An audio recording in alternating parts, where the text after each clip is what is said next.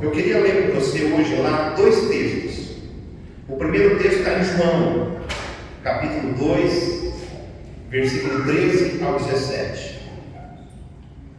O nome hoje título hoje da nossa palavra é Páscoa. O que é Páscoa? Eu coloquei aqui, casa limpa, tá bom?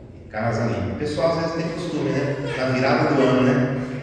Virada do ano, tem que virar o ano, tem que limpar a casa, porque se virar o ano, a casa suja, ele fica o ano inteiro com a casa suja.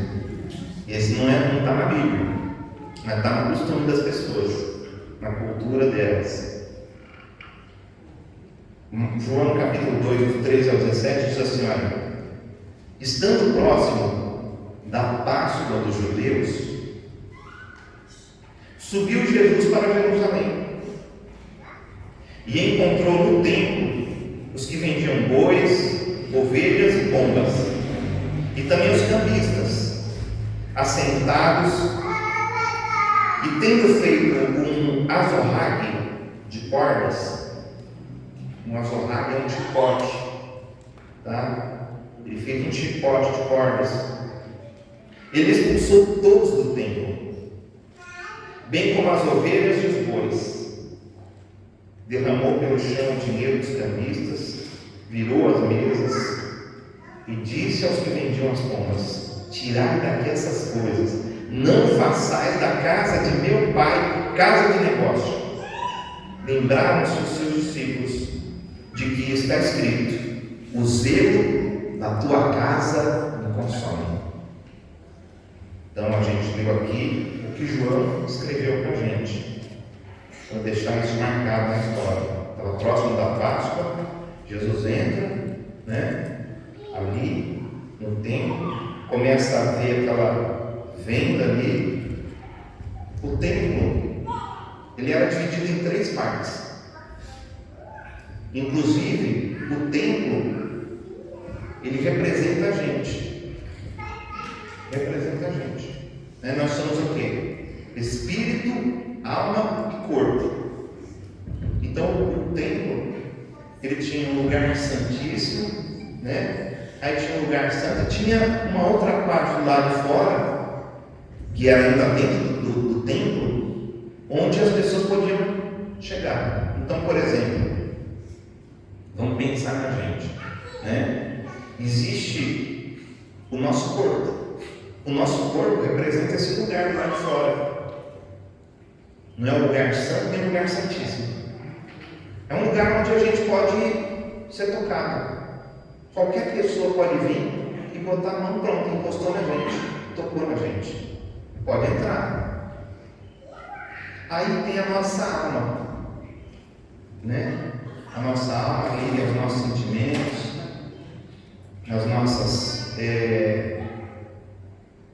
vontades, tá bom? Está tudo ali na nossa alma. Esse lugar é chamado lugar santo. No templo é lugar santo. No corpo humano aqui é a nossa alma, tá bom? É a nossa alma. A nossa alma pode às vezes ser ferida, apesar que as pessoas não verem. Mas como estão os nossos sentimentos, como estão as nossas vontades, como está, então pode acontecer isso. Mas aí vem o espírito do homem. O espírito do homem, só quem pode tocar é ele mesmo e Deus. Entendeu? Só quem pode tocar é ele e Deus. Então tinha lá no templo um lugar santíssimo. O lugar santíssimo é o lugar onde entrava o sacerdote, só podia entrar um sacerdote.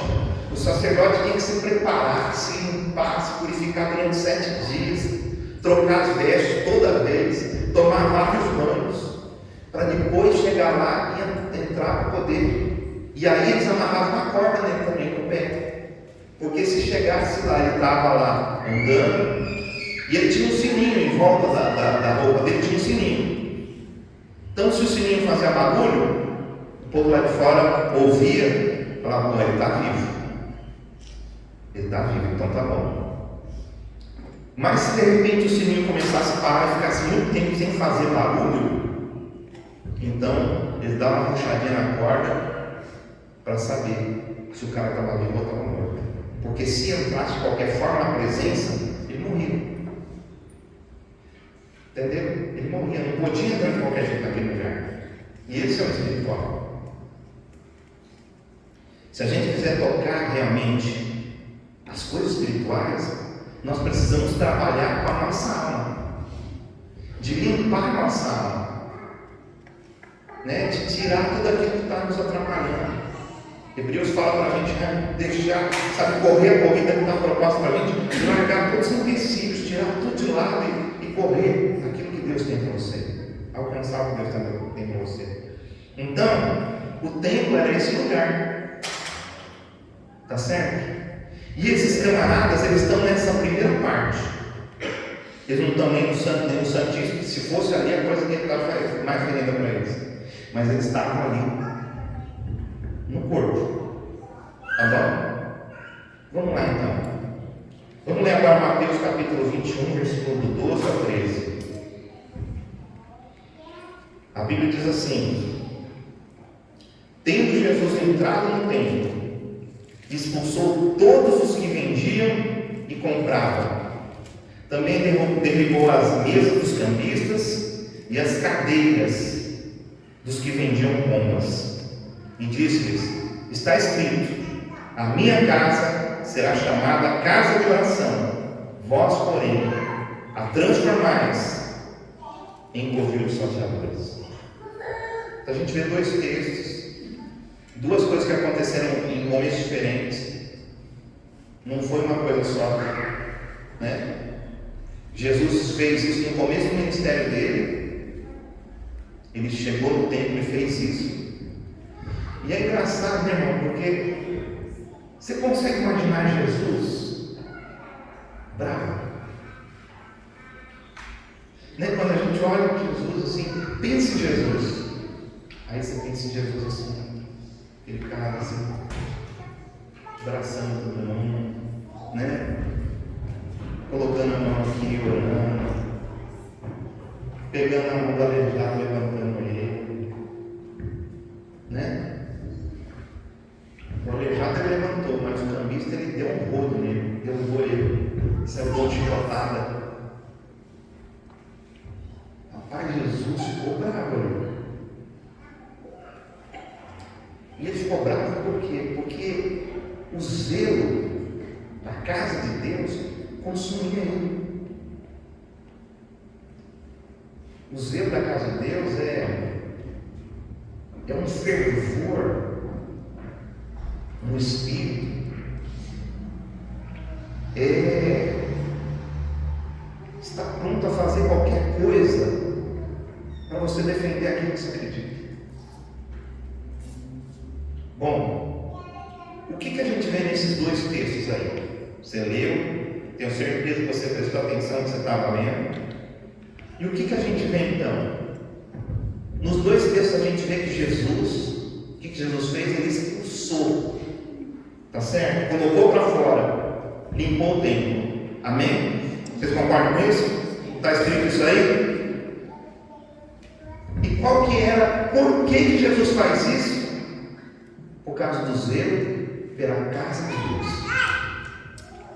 Por causa do zelo, Jesus faz isso. Ele não faz por outra coisa, não tem outra motivação para Jesus fazer isso. Só que agora eu quero que a gente pense um pouquinho. Bom, o templo era do Senhor, a casa era de Deus, como o próprio Jesus fala. Apesar de ser um prédio, né? Aí mais para frente ele vai falar que ele pode destruir, pode levantar o prédio assim, em 3 dias. Que prédio será que é esse? Né? E aí, a gente precisa de saber por que então que as pessoas elas estavam fazendo isso no templo, se temendo de Deus. Você já percebeu que às vezes a gente começa uma coisa bem e a gente termina mal? Às vezes você começa a fazer uma coisa com um propósito, né? Você começa a fazer realmente assim com um empenho, de repente aquilo ali vai se acostumando e você vai tratando de qualquer jeito. É igual casamento. Casamento, né? As pessoas quando estão lá, né? Estão no namoro, lá na corte, eles ficam lá juntinho, e o moço ouve a moça o tempo todo, e tal, e conversa, e não quer ir embora, né? Não é assim, irmãos? Cadê os irmãos? Não é assim quando você começou a fazer acordo, aí a tentar ganhar a sua esposa, para você, não para Jesus, né? Tentar ganhar ela, o que você fazia? Vai sentar ali, você podia ter que acordar 3 horas da manhã, mas se você conseguisse ficar até meia-noite com ela, você ficava. Né? Só que daí você casa. E é aquilo ali que você vai acostumando. Você vai acostumando. Então, por exemplo, você ficava cheiroso para você encontrar com ela, agora você não fica mais. Né? Você comprava o melhor perfume, agora você compra Rexona. Entendeu? Antigamente era perfume francês. Né? E aí, assim também, por que eu estou falando isso?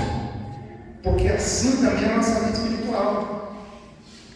Agora, com Jesus não foi assim. Jesus tinha zelo. Jesus zelava, ele era o Filho de Deus, mas ele cuidava da vida espiritual. Ele tinha um cuidado com a vida espiritual dele. Jesus orava, Jesus jejuava, Jesus lia a palavra, a gente vê, está escrito na Bíblia. Ele ia lá no templo, porque não podia ter as escrituras assim, ele ia lá no templo para ele ler a palavra, para ele declarar, apesar que ele tinha estudado a Bíblia, né, a palavra, o Pentateuco ali, o Antigo Testamento, ele tinha estudado aquilo ali todinho, quando ele era pequeno ainda, quando criança, porque era um costume judaico. Jesus participou disso, Jesus viveu, Jesus se tornou um rabino. E aí, a gente olha e a gente pergunta, mas por que então que estava desse jeito o tempo? Por que chegou nessa situação? E aí eu falo para você, por causa do ensino dos fariseus, dos sacerdotes. Os fariseus eram um tipo de um partido que tinha entre os judeus, não um partido político, mas que eles acreditavam em algumas coisas assim, eles eram bem, queriam ser bem assim, metódicos. E esses caras, esses fariseus, eles não concordavam com os ensinos de Jesus. Só que eles estão lá, eles cuidam do templo, e para eles, aquelas pessoas ali fazendo aquilo ali, para eles estava bom. Agora, por que estava bom? Porque eles ganhavam dinheiro com isso também. Ganhavam dinheiro com aquilo. Então eles apoiavam aquela situação, porque eles tinham interesse financeiro. Se a gente for lá e olhar em Marcos, no capítulo 11, versículo 17, 18, acho que 19 ali também, a gente vai ver que os fariseus, quando Jesus está fazendo essa situação aqui, de Jesus entra e tal, e começa a ensinar, quando ele está falando assim, a gente não vai fazer isso na casa do meu pai, aqui é para ser chamado casa de oração. Quando ele começa a fazer isso, os fariseus estão escutando. E os fariseus não estão concordando com o ensino de Jesus. E eles começam a planejar matar Jesus. Eles começam a fazer um plano de matar Jesus. Eles já tinham essas ideias antes, mas agora estava chegando perto da Páscoa. Era o dia que Jesus ia morrer. Era ele o cordeiro da Páscoa. Então começa a acontecer situações e eles começam então a querer acabar com a vida de Jesus, porque eles eram contrários ao ensino de Jesus. Para você ter uma ideia, olha só, eles deixavam aquele povo entrar lá dentro, né, vender as coisas, as pombinhas lá, para que era? Para fazer sacrifício. Então, pombinha era o povo mais pobre. Só que eles vendiam bem caro, arrancava a coisa do povo. Sabe quando você chega num lugar que você esqueceu alguma coisa? E aí você fala, puxa, agora eu preciso disso aqui. Você vai no pronto-socorro, você precisa de uma máscara. Aí você vai comprar a máscara, quanto que custa uma máscara? R$2. Bom, R$2, uma máscara, um pedacinho de papel. Se você fizer assim, já dá para você entrar. Nós falamos, você tem que comprar. Dá até a aparência assim que tem alguma jogada. Não. O pronto-socorro, o posto ganha alguma coisa com isso. Não ganha, não. Provavelmente não. Mas tem alguém que ganha muito dinheiro com isso. Se aproveitando. Porque esse negócio é muito barato. É muito barato. Ele coloca muitos por cento em cima, entendeu? Uma porcentagem muito grande. E era isso que eles faziam aqui. Eles se aproveitaram e jogavam o preço lá em cima. Jogavam o preço lá em cima. Não era um preço justo, mas era mais. E aí as pessoas também, os fariseus, esses caras, os sacerdotes, eles faziam com que as pessoas fossem mais de uma vez, porque eles vinham do mundo inteiro, eles viajavam. Era muito gasto para poder fazer um sacrifício, irmão. Tinham que viajar muito tempo para poder chegar lá e fazer um sacrifício. E aí eles chegaram. Olha só, eu quero ler aqui um texto com você. Está lá em 2 Samuel capítulo 5, versículo 8. Olha o texto que os fariseus, os sacerdotes usavam.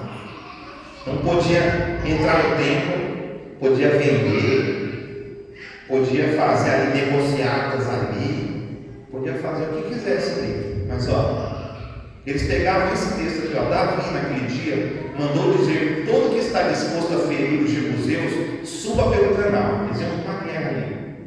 Subterrâneo e fira os cegos, os coxos, a quem a alma de Davi aborrece. Por isso se diz: nem cego, nem coxo entrará na casa. Os fariseus pegaram esse versículo aqui, esse texto da Bíblia, e sabe o que eles fizeram? É proibido entrar cego e coxo no templo. Então não podia entrar lá dentro para pedir esmola? Não podia. Mas para poder vender? Sim. Para fazer negociar? Não podia. Você pode ver, confere isso. Se você for lá no livro de Atos, no capítulo 3, você vai ver que tem um cara lá que ele era coxo. E ele não pode entrar no templo, ele está lá de fora. Ele ficava à porta do templo, chamada Formosa, pedindo esmola. Pedro e João foi lá e curou ele. Mas não podia entrar no templo. Então vocês estão percebendo como que é, às vezes as coisas, elas não conectam muito. É como se você pegasse, se importasse uma coisa tão pequena e deixasse passar um caminhão de grande importância, uma coisa tão grande, você deixa passar. Tá certo? Então era esse daí o jeito dos fariseus. Agora vamos lá. Então a gente já sabe, né, que Jesus, ele, o que consumia ele, o que deixava ele ali anseio pela casa de Deus, ele se importava com a casa de Deus. Fala por irmão, Jesus se importava com a casa de Deus. Será que Jesus se importa com a casa de Deus hoje ainda? Sim, ele se importa. Vamos ver. Aí a gente viu aqui também por que estava desse jeito. Era por causa do ensino dos fariseus. Por causa do ensino dos fariseus, a situação chegou nesse ponto. Agora então surge a nossa pergunta aqui: o que era o ensino dos fariseus para Jesus ou na Bíblia? O que significa o ensino dos fariseus? Alguém já leu algum texto aí que fala do ensino dos fariseus? O que é o ensino dos fariseus? Sim ou não? Então vamos lá comigo em Mateus capítulo 16, versículo 12. Vamos ver o que era o ensino dos fariseus. Se o ensino dos fariseus era um problema, vamos ver qual que é o ensino deles. Vamos ver o que significa. Deixa eu ver aqui. Então entenderam que não lhes dissera que se acautelassem do fermento de pães, mas da doutrina dos fariseus e dos saduceus. Então os fariseus e os saduceus eram esses essas pessoas que eram judeus tinham ali, cada um acreditava em alguma coisa diferenciada, igual as denominações hoje. Mas graças a Deus nós não somos fariseus, né? E nem saduceus. Bom, vamos lá. Então, o que era o ensino dos fariseus? Ou melhor, exatamente, o que era o ensino dos fariseus? Você consegue ler esse texto aqui? Você consegue perceber o que é? Não lhes disseram que se acautelassem, Jesus falou: toma cuidado com o fermento. Toma cuidado com o fermento. Aí, os discípulos começaram a pensar: fermento, será que foi alguma coisa da multiplicação dos pães? O que será? Será que... Aí Jesus falou: olha, não é esse fermento, mas da doutrina dos fariseus. Então, doutrina, a palavra doutrina significa ensino. Então, esquece essa palavra doutrina. Quando se pensa em doutrina, já pensa né? Que não pode usar isso, não pode usar aquilo. Não, é ensino. A palavra doutrina significa ensino. Tá bom? Então, ensino era o quê? Vamos lá, vamos pensar aqui comigo. O que era o ensino aqui? Qual o símbolo do ensino para Jesus? Será que eu estou confundindo vocês? Fermento. Fala para o irmão: fermento. O fermento. É isso que a Bíblia está ensinando para a gente. Que o ensino dos fariseus era fermento. Tá? E a palavra zombi, ela parece... ela fala de uma contaminação intelectual e moral. Então, aquelas pessoas ali fazendo aquilo no templo, eles estavam contaminados por esse fermento dos fariseus. Por isso que eles achavam que não tinha problema nenhum. O ensino dos fariseus chegou naquele ponto. Vamos lá em Lucas capítulo 12, versículo 1.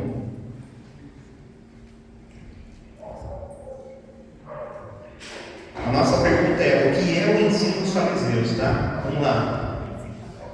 Posto que miríades de pessoas se aglomeraram a ponto de uns aos outros se atropelarem, passou Jesus a dizer, antes de tudo, aos seus discípulos: acautelai-vos, tomem cuidado do fermento dos fariseus.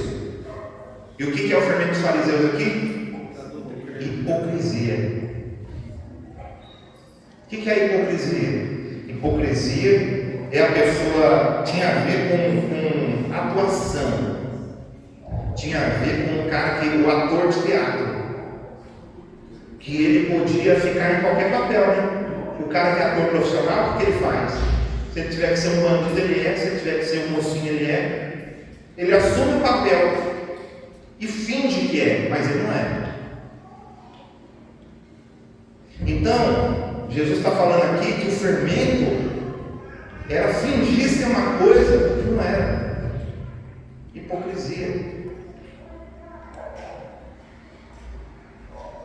Lá em 1 Coríntios capítulo 5, versículo 8, aí já o apóstolo Paulo fala, ele fala de pecados aqui. Olha só: celebremos a festa. Que festa que é essa? A Páscoa. Celebremos a Páscoa não com o velho fermento, nem com o fermento da maldade e da malícia. Então, nem com o velho, né, com as coisas velhas, nem com o fermento da maldade, fermento da malícia. Ele coloca mais com os asmos. Os asmos eram pão sem fermento. Os asmos eram da sinceridade. Como se é da sinceridade, se é fermento, seria falsidade. Se é da verdade, se fosse fermento, seria mentira. Então, quando a gente volta para os textos lá, que a gente leu no começo, o texto de Mateus, o texto de João, se a gente voltar neles, a gente pode concluir o quê? Que o problema da casa tinha a ver com o ensino dos fariseus. e o ensino dos fariseus era o fermento. E o que Jesus fez? Quando ele viu aquela situação, ele botou tudo para fora. Ele não deixou nada lá dentro. E o que a gente, como cristão, a gente tem que fazer com esse fermento, segundo a Bíblia? O que a gente tem que fazer? Então, mais uma pergunta para a gente. O que eu tenho que fazer então, pastor? Tem fermento? O que eu faço?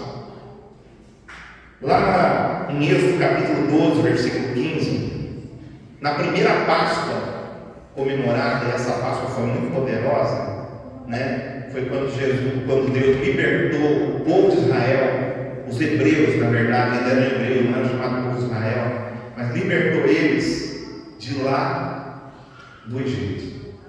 Eles estavam escravizados, né? O Egito significa o mundo, o faraó significa o diabo, e eles foram libertos daquela situação. Bom, olha só, 7 dias comereis pães asmos, logo ao primeiro dia tirareis o fermento das vossas casas, pois qualquer que comer coisa levedada com fermento, desde o primeiro dia até o 7º dia, essa pessoa será eliminada de Israel. Eliminada de Israel. Qualquer pessoa, por causa do fermento. Essa foi a primeira Páscoa. Então, o que eles tinham que fazer? Colocar para fora. Tinha fermento? O que tinha que fazer? Ia lá, tirar tudo. Não podia deixar nem um pouco de fermento em casa. Nem a poeirinha dele podia ter. Então, chegava esse dia aí, eles tinham que fazer aquela faxina. Olhava, até porque eles guardavam alimento nos quartos, às vezes. O quarto, muitas vezes, era depósito de ferramenta, depósito de alimentos. Então, eles tinham que entrar e ir faxinando tudo. Faxinando tudo, tinha que tirar tudo para fora, porque não podia ter nem um pouco de fermento para o que Deus ia fazer. Bom, aí a Páscoa ela foi um tempo assim de liberação de muito poder. Tanto a Páscoa lá no Egito, que foi para libertar o povo, o faraó não largava o povo de jeito nenhum, não deixava eles ir embora, não deixava eles cultuar a Deus. Moisés foi lá falar com o faraó várias vezes, não deixava cultuar a Deus. Às vezes você pensa em ver no culto, você não quer, né? Mas às vezes pode ser o faraó prendendo você. Então, não, você não vai no culto, não, fica em casa. Vou colocar uma dorzinha em você, vou fazer isso. Fica esperto, né? Fala para o irmão, fica esperto, né? Fala, fica de olho.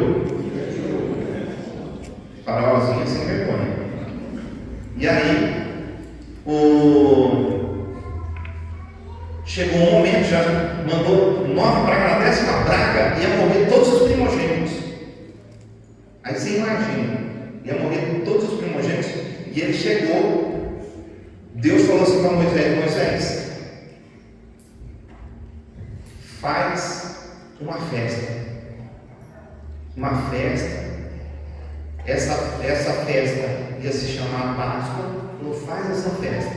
Nessa festa você vai mandar todo mundo tirar tudo que é fermento dentro de casa. Não pode ter fermento de jeito nenhum dentro de casa.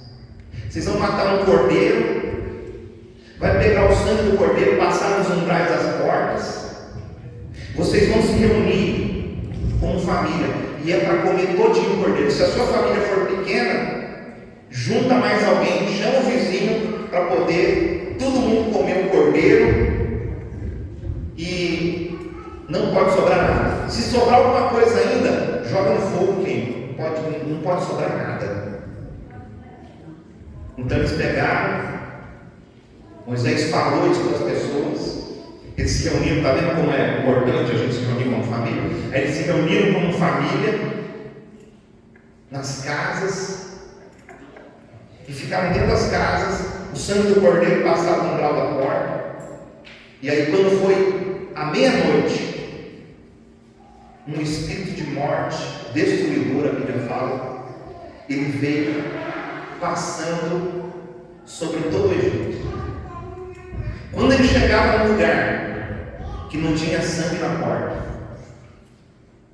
não tinha o sangue do cordeiro, não era qualquer sangue, tinha que ser o sangue do cordeiro, o cordeiro que eles iam comer. Quando chegava na porta, se ele percebesse ali não tinha sangue, ele entrava dentro da casa e matava o filho mais velho. Dos animais, o mais velho morreu. Fica esperto, os irmãos mais velhos aí. Passava e matava.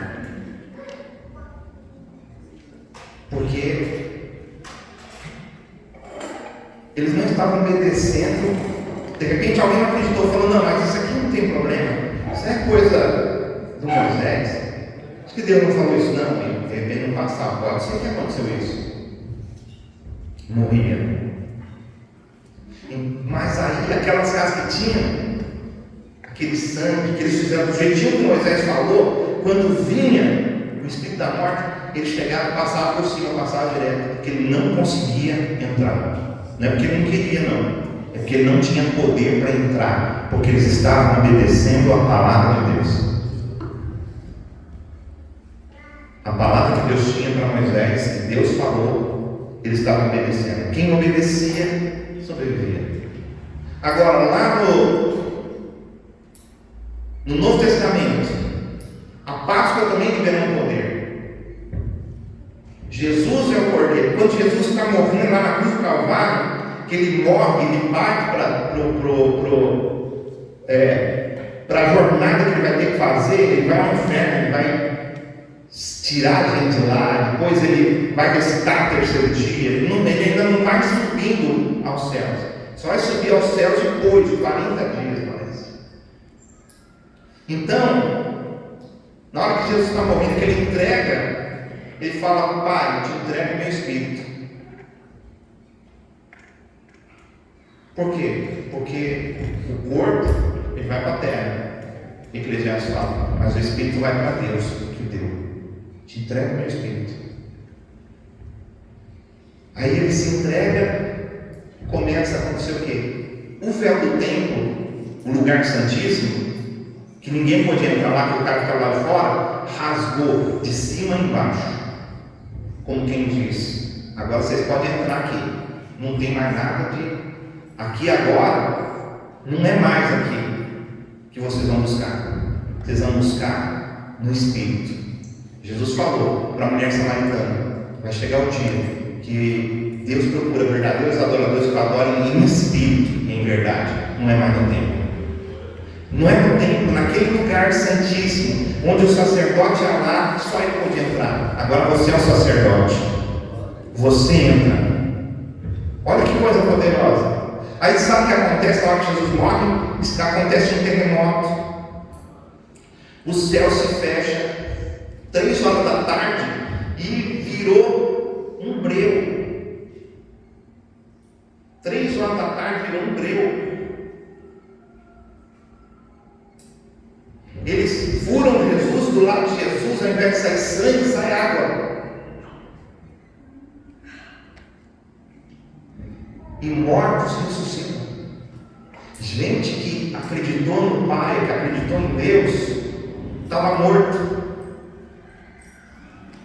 E aí, na hora que Jesus morreu, ele ressuscitou. Não é muito poder, irmãos? Muito poder.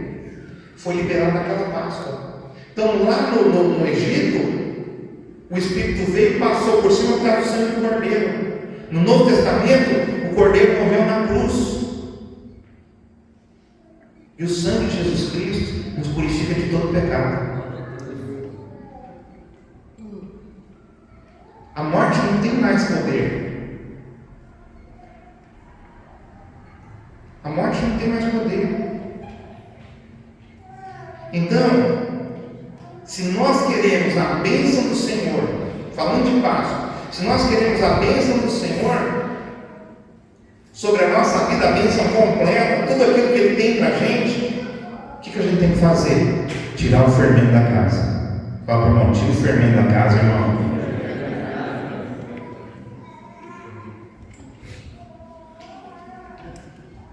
O foco de Jesus sempre foi a casa. A preocupação de Jesus sempre foi a casa. Né? Se a gente pode falar que Jesus ficou preocupado com alguma coisa, preocupado é a palavra errada. Mas o foco de Jesus, o zelo de Jesus era pela casa. Aí eu pergunto, onde está a casa hoje? Onde é a casa de Deus? Pergunto para o irmão, onde é a casa de Deus, irmão? Fala para ele, vai ler a Bíblia, irmão. Lá em 2 Coríntios 6,16, vamos ver.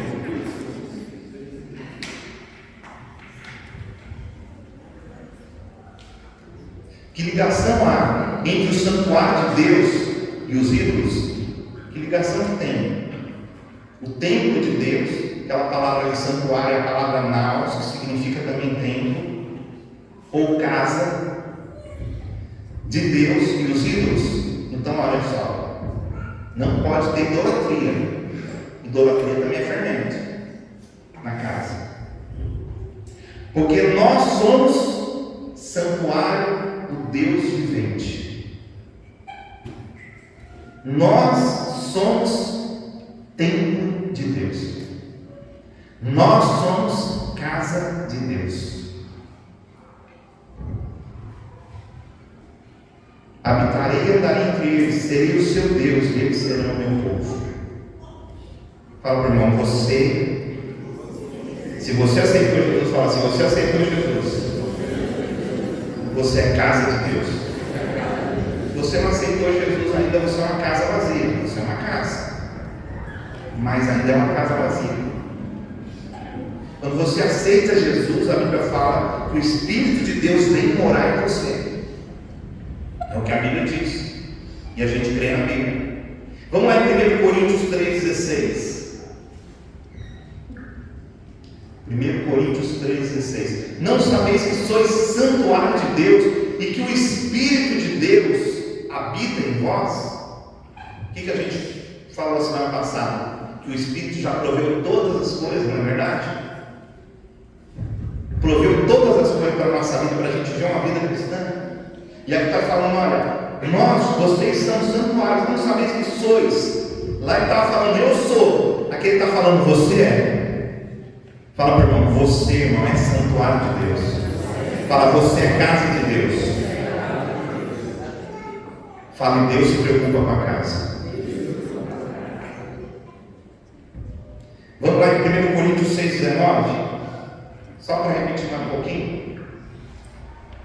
Acaso não sabeis que o vosso corpo é santuário do Espírito Santo, que está em vós, o qual tendes da parte de Deus, e que não sois de vós mesmos? Olha só, o templo era o quê? Tinha a primeira parte, que podia entrar qualquer pessoa.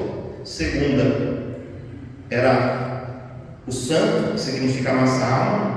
E o terceiro era o santíssimo, que significa o nosso espírito. Aqui ele está falando que o corpo, essa parte de fora, também é de Deus.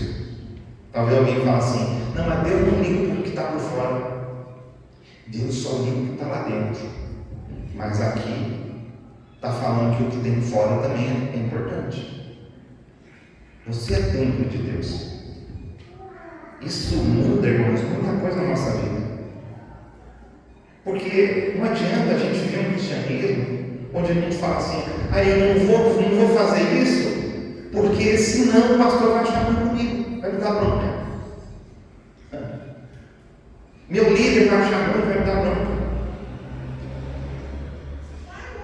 É uma mentalidade errada. Quer dizer, você está aqui agradando homem. Você está com medo de homem. Você tem que ter medo de Deus. É isso que a Bíblia fala. Então, muda quando a gente pensa assim, peraí, meu corpo é templo do Espírito Santo. Então, o que eu estou fazendo com o meu corpo? Se o Espírito Santo habita em mim, o que eu estou fazendo com o templo do Espírito Santo? A coisa muda. E é assim que a gente tem que viver a vida cristã. Nós temos que viver a vida cristã de outra forma, com medo de um homem. A gente tem que viver com reverência a Deus, com temor a Deus, com piedade, como a gente viu semana passada. Piedade, temor, reverência por Deus. A palavra piedade significa. Então, eu agora não vou fazer qualquer coisa com o meu corpo, não vou andar de qualquer forma, não vou colocar o meu corpo, por quê? Porque o meu corpo, ele é o templo do Espírito Santo. Se você está sozinho na sua casa, se você está sozinho na rua, ninguém está te vendo, você ainda é templo do Espírito Santo. E essa mentalidade vai fazer a diferença na sua vida.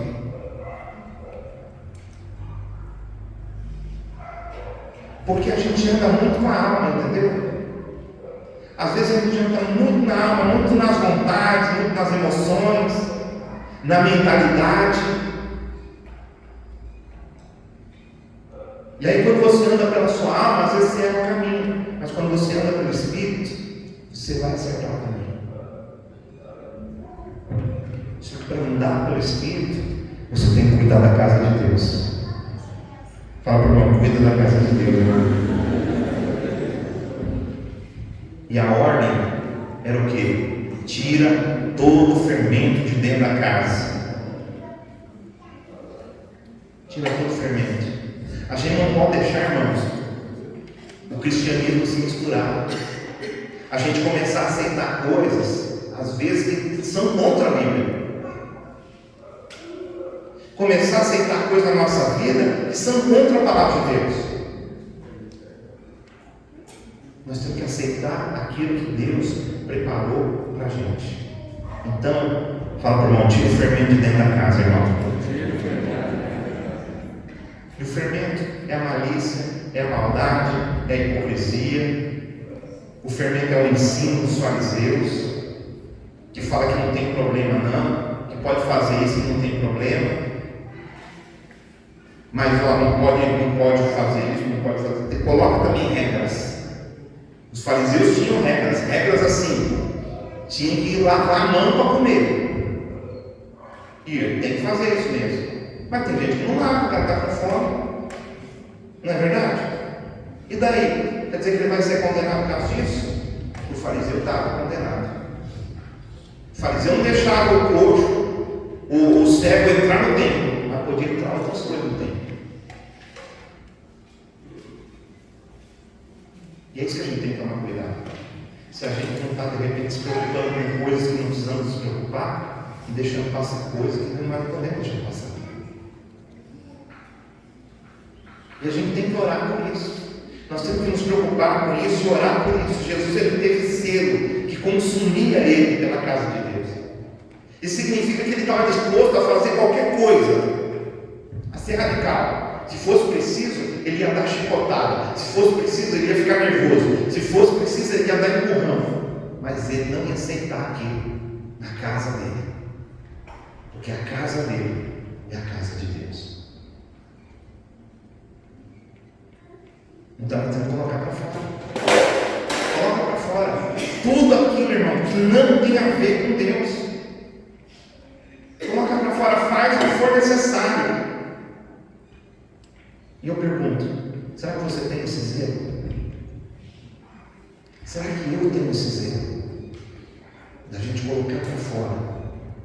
Porque se a gente quiser fazer, olha só, se nós queremos as bênçãos de uma Páscoa sobre a nossa vida, as bênçãos que Deus tem, num tempo especial como esse, num tempo que foi liberado um poder, e que nessa Páscoa também pode ser liberado um poder, uma unção de Deus sobre a nossa vida. Mas nós precisamos andar segundo a palavra de Deus. Andar segundo a palavra de Deus. A gente precisa ter esse zelo. Zelar pela casa de Deus. E tirar o fermento para fora. E como que a gente tira o fermento para fora? A gente tira o fermento para fora, em primeiro lugar, reconhecendo que existe fermento. Porque se você não vê fermento, você vai tirar ele da onde?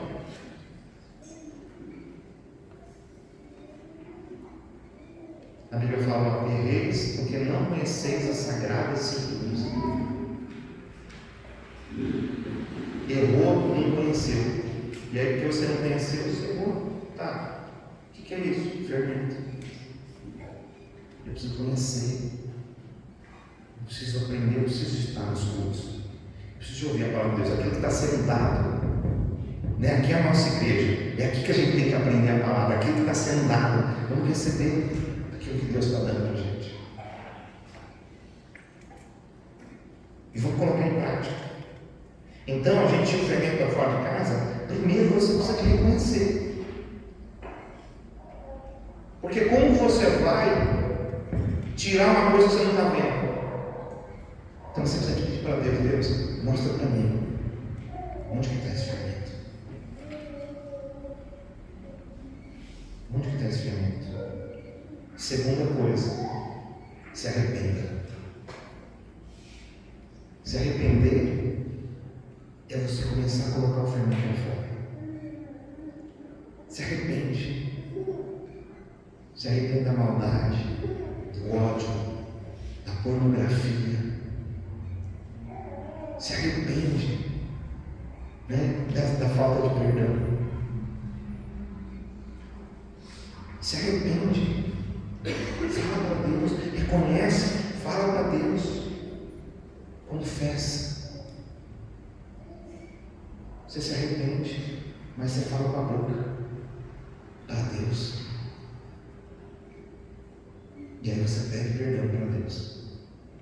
E dessa forma, você vai tirar todo o fermento para fora. Dessa forma, você vai tirar todo o fermento para fora. Será que você tem zelo? Será que eu tenho zelo? Pela casa de Deus. Nós estamos dispostos a fazer qualquer coisa para seguir Jesus. Largar o que for necessário para poder limpar